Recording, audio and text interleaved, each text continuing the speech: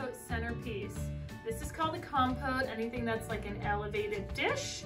This one is a little clay one, got a glaze on there, a couple little legs. It's a cute little clay one. Piece of floral foam called Oasis. This is a quick soaking Oasis. I've pre-soaked it and pre-cut it.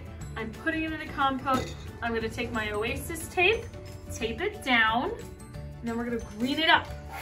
So maybe you'll learn something today. If you don't, that's all right. You can just watch for entertainment value.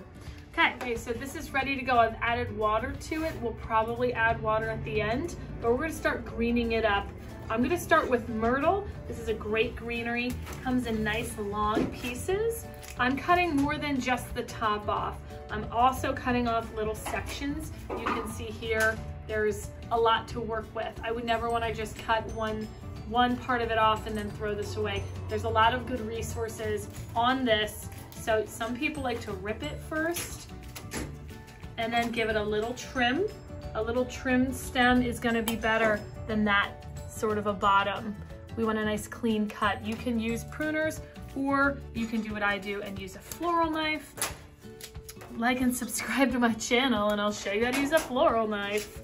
Anyway, I'm gonna go in with a whole piece of Myrtle first. And then I'm gonna go through and get some other greenery in there. I'm gonna show you a technique that I call mohawking the greens. Okay, so I have a little bit of a shape. We're gonna go a little bit oblong on this one. Let's get one more piece of Myrtle. See, here's the top. Beautiful, beautiful piece on top. Using up those pieces, I'm gonna spin for you. We're gonna get one more piece of Myrtle. I'm gonna bring in another greenery. We're gonna use Silver Dollar Eucalyptus. Eucalyptus is very popular right now. People love it. It smells good and it looks good. I'm gonna continue with that length on the sides. The old way of designing would have been, ooh, here's a round dish. Let's make it round, let's make it roundy-moundy. Let's follow the shape of the dish. That's out now. You wanna work a little bit against that shaping and go for that more football oval shape. It's gonna add a lot more visual interest. You're gonna see why. And what you're seeing now, you might think looks kind of ugly, but sometimes, like when you're cleaning a house, it has to look a little bit crappy before it can be beautiful. So it's part of the process. So sometimes when I'm making something I hated initially, but I keep plugging away, I keep adding textures, and it provides more visual interest. I'm gonna continue with mohawking the greenery. I didn't elaborate enough on that earlier. I wanna talk about that now. So what I wanna do is make like a hairline of greenery that goes across the center and connects to those long pieces. I'm gonna keep adding more eucalyptus.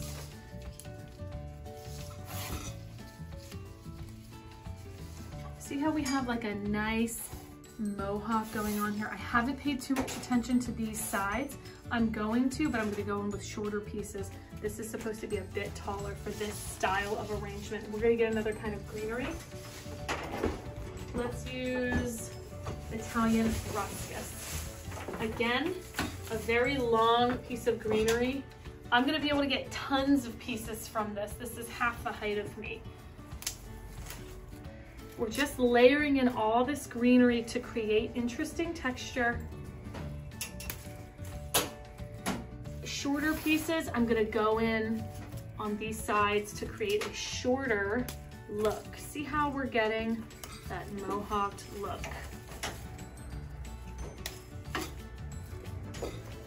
I also, in addition to wanting to covering the foam, I want to cover the lip, the edge of the compote. We don't want to see that. We don't want to see any of the mechanics in there. We just want the flower magic going on.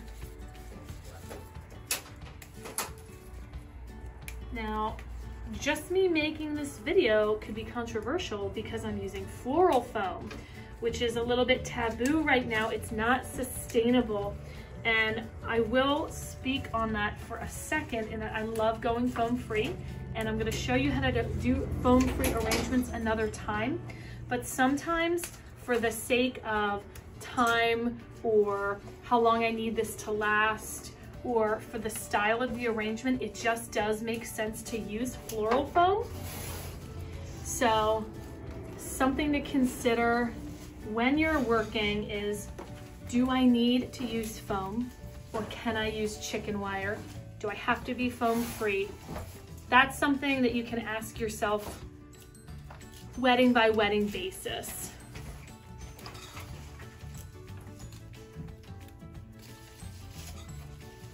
We're getting more greenery in here. See how textural this is, even by, I have at least 4 different types of greenery. It's getting a little flat color-wise though, so we will start plugging colors in. And another way to do that is a colorful greenery. We're gonna use Agonis Burgundy style greenery. Just a few pieces of this are gonna create more color interest. It's gonna be a little bit more textural. And next we're going for flowers. I think some greenery you can go a little crazy with. This is really wispy. So I think it's okay if this is a little bit crazy, because even if I'm sitting at the table, I can still see through this. I have a gap here. I'm gonna plug in this gap, and then we're adding flowers.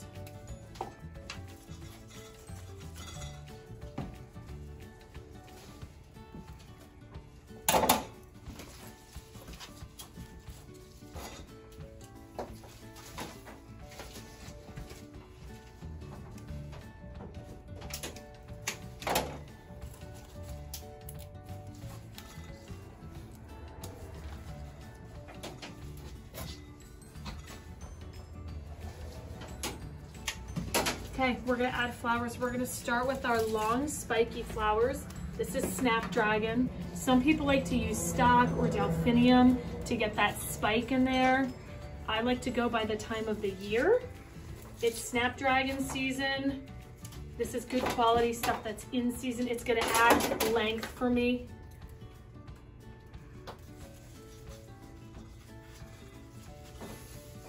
And you want to sink these stems all the way to the bottom of the foam, so it gets the water at the bottom.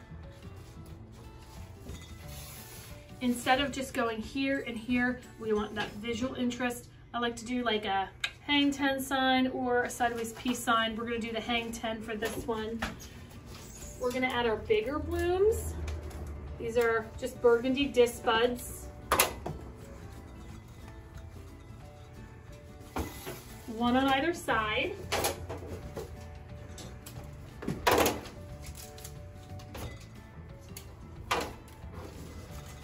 I like to take them a little bit lower. Nice grounding flower.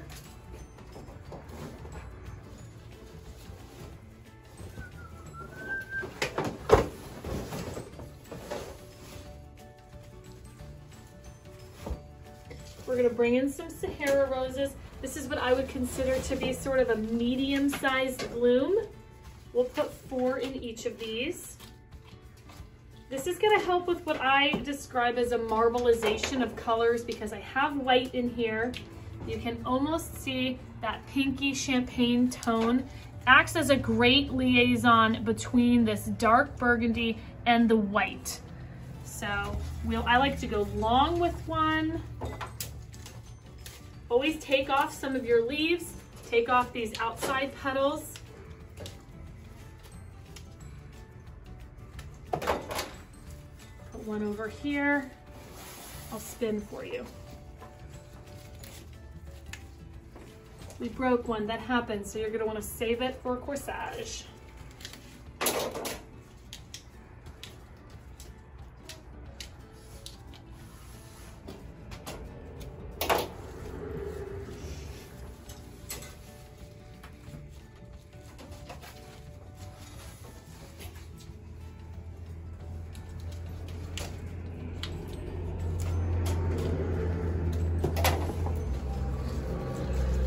Go long and low with another one. I'll spin it again for you.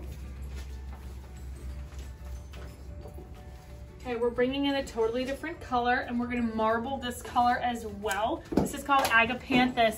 There's 1,000 little blooms on there. You see how they open up. So these, they're in the allium family. They are gonna get bigger. This one's already showing me what it looks like with more little blooms bloomed. So I'm gonna go just right of center with the first one. I'm gonna go kind of lower, not that low. And then the other one is gonna do like some weird fun things. We're gonna go out here and go kind of crazy with it. It's what I would call a money flower, so you really wanna see it. You don't wanna tuck those in too much and hide them. We wanna really see that. We're gonna marble that Agapanthis with some Thistle, a different shade of blue, but this client wants blue in this. So we're gonna bring in as many blue blooms as we can. That makes sense. Thistles are very durable. You can get, I got 2 or 3 cuts out of one stem. You can go low, high, in, out with these. This is one stem of thistle. I'm just gonna really only use one more piece of it because it's given me so much from one stem. I'm cutting it, breaking it up, putting some low, putting some high. Spin again. We're gonna continue to marble the blues. This is an anemone, a blue anemone. These come in red and white as well. Again, people love these flowers. We don't want to hide them, so I'm gonna go kind of high and crazy with this one. People love anemones, so you don't hide those things.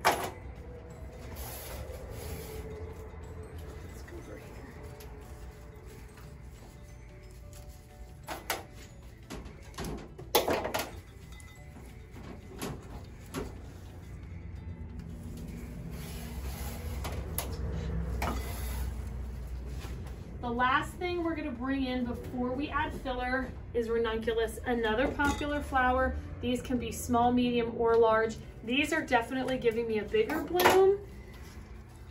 I would consider this like one of my big blooms in this particular arrangement. Again, not something we wanna hide.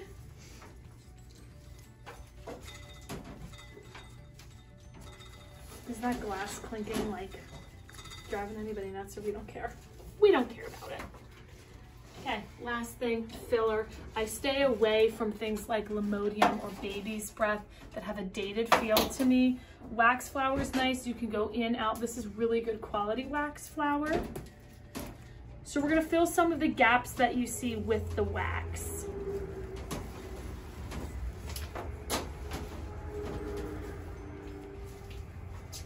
Again, I'm gonna get a couple pieces from one stem.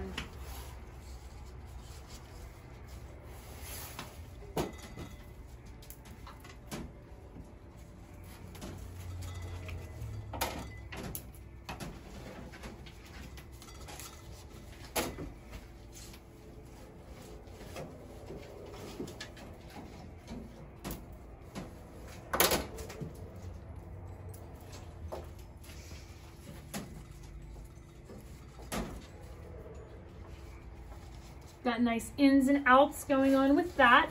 We're gonna give it a spin, see what we like or don't like. I think I want a little bit more burgundy to blend that, so I'm gonna add 2 burgundy roses. If I can find them. We'll do 2 spray roses. Go for a smaller bloom. Spray roses are gonna bring in the burgundy.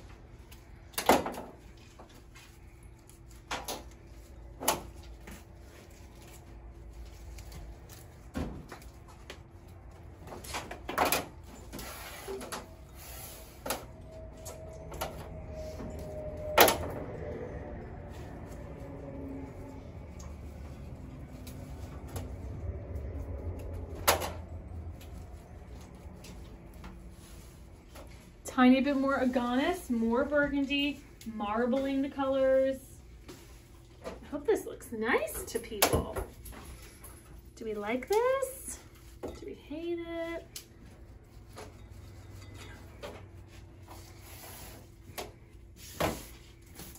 to me, this is done. I'll give it a spin. We've accomplished that football shape. We haven't taken away from any one flower. So everyone's the star of their own show, but they've blended together. This is a little bit of a tricky color combination. We're sort of doing red, white, and blue, but it's really more of a purpley blue, more of a navy blue with burgundy, and then whites more have like a creamy tone to it, and then lots of greenery as well. So sometimes it can be hard with certain color palettes, but if you know how to marble your colors and use the right textures, you can accomplish a nice look.